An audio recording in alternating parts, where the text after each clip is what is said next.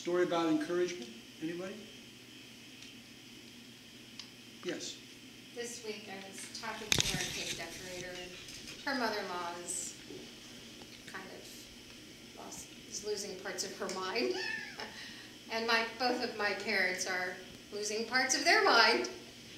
And I was able to talk to somebody who understood. And I was almost in tears right before I left. And I looked at her and said, I miss my parents. I really would just like to have them back.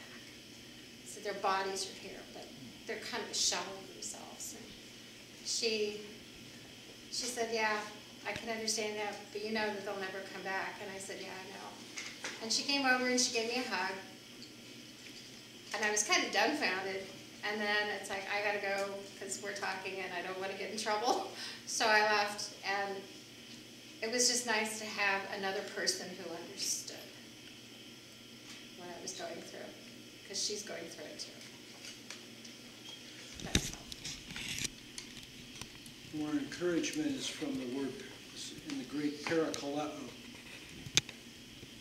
The word para is where we get the English word parallel.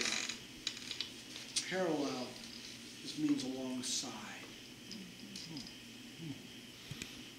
It's encouraging when people come alongside of us.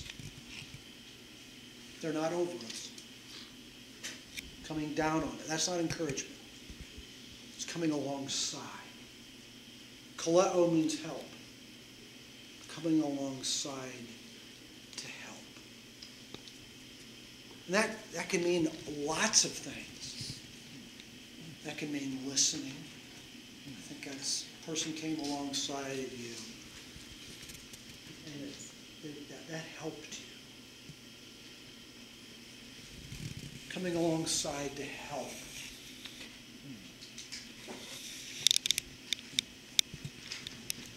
Para, to the side, to call. To call alongside it. To call someone that's called alongside of you to help you. If you feel like you have to, that's not encouragement. You have this sense within you that you want to do that. Now, just knowing our tendencies, that's not something we always want to do. So we need to ask God, would you give me, how can I encourage someone? Would you give me something that I can do or say? Anymore, words don't really encourage me that much. At this point in my life, it's actions. Words are fairly cheap to me. Actions make everything work for me.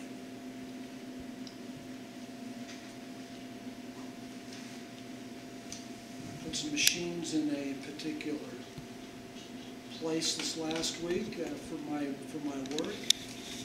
Becky and Eleanor came alongside of me and helped me. That was encouraging. Some months ago, I opened the back of my truck, and Keith said, "You need some shelves in here." Can you put some shelves in there? Why don't you put some shelves? I said, "I don't know how to do that." So it was about, several weeks later, he says, "I can come alongside of you. Let me help you with that." I helped him do that. But he came alongside of me. That was encouraging to me.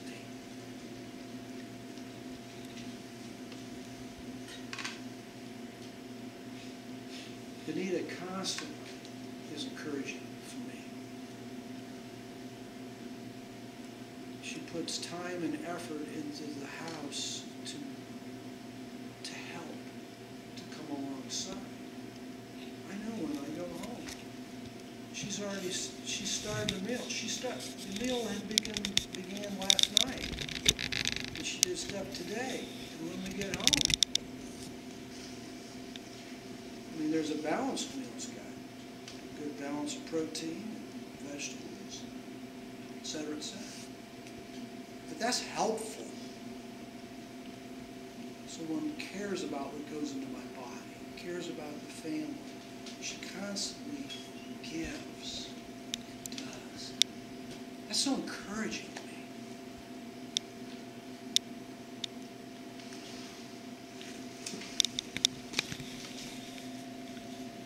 According to this passage, the passage that we just looked about in Hebrews 3, where it says, encourage each other every day while you have the opportunity. If you do this, none of you will be deceived by sin and become stubborn. According to this passage, what does encouragement mean? What's the definition of encouragement according to this passage? It's kind of along the line of spurring each other to love and good works. So that means encouragement means that we need to have the difficult conversations sometimes, right? Because we're all of a sudden, because we're talking about sin in here, right? So that means that we're just not, encouragement doesn't mean be nice, just be nice to each other. We don't have any passages in the Bible that talk about how God is nice. We have no music where, God, you're so nice. No, God's not nice. He's good. He loves us. He's real. Because sometimes we can be nice, but it doesn't hit us where we're at. It's not. It's about actually coming alongside to help spur us on in Jesus. Because look at the word encourage there. This is in the God's Word translation. I have a number of translations that instead of the word encourage, the first translation says, talk to each other every day. There's a thought. How about if we start talking with it, not yelling at each other, talk with each other? I hear some people say, I'll talk at you later. I don't want people to talk at me. I'll talk at you later. No, don't talk at me. Let's talk with. That's encouragement, right? That's what that translation is. This, in the Revised Standard Version, says exhort one another. What does exhort mean? Build each other up. Okay? Someone? Usually Exhort. there's a little element of correction in there. Yeah, there's a little element of correction and exhort. Now, how many of us love to be corrected? I hope. But you know what?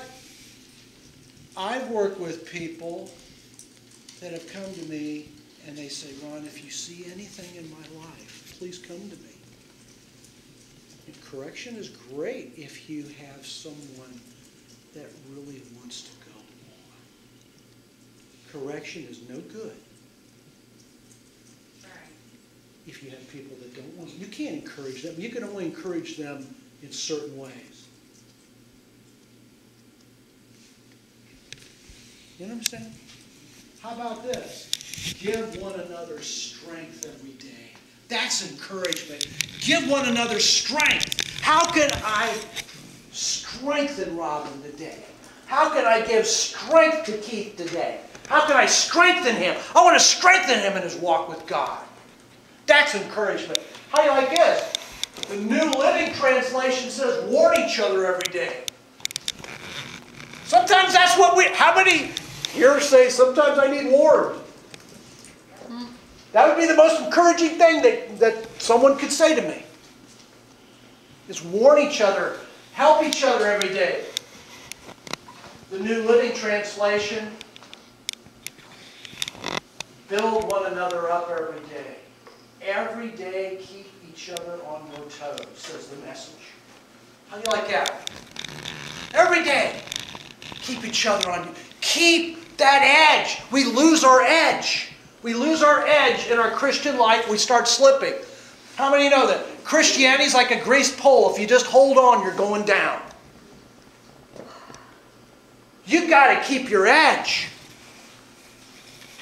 Or the Phillips translation, which probably says it in a nutshell, help each other to stand firm in the faith every day. That's encouragement.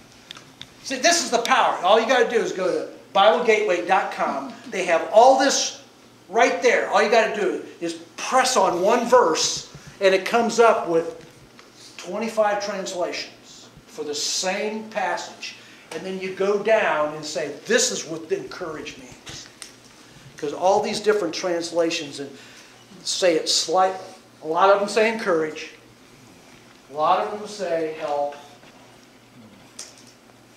But that's what encouragement means. It's not, now be nice to each other every day.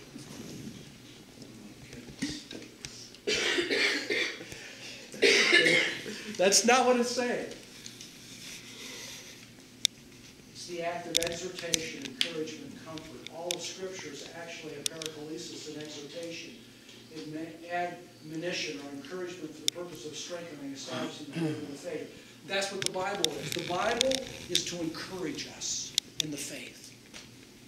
Paul speaks of his preaching as encouragement. The contents of the letter addressed to the church of Antioch from the Apostolic Council was for encouragement.